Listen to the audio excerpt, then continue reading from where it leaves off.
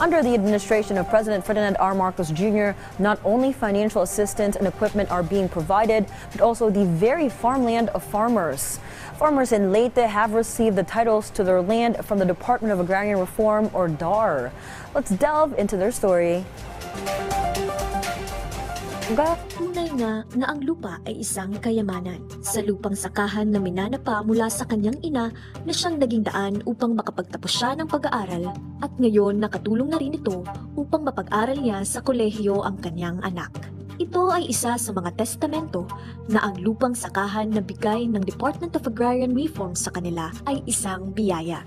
Ako si Clarinda Combras Bunyi, 50 years old, taga Barangay Magkasuwang, Babatnon, Leyte. May dako sa nga anak, 22 years old. Nurse ako nga EVMC.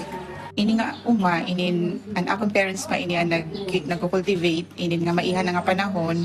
Tapos ito nga time nga nangingiskwela pa kami, kada harvest, nakakabayad kami tuition fee, pati gihapan pamasahe, so dito. Yan na nga adi na ako nini nga titulo, nakakabulig na gihap inihan pag-eskwela akon anak. Pag tuition na iya, pati gihapit iya everyday nga kuan mga needs.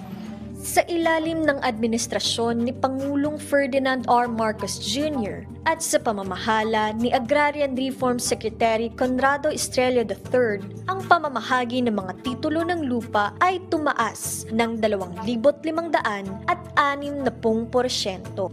Damo nga salamat na aton Presidente Bongbong Marcos nga na aton DAR Secretary Estrella kan pag-award ni nga tunang haamon. Damo nga salamat.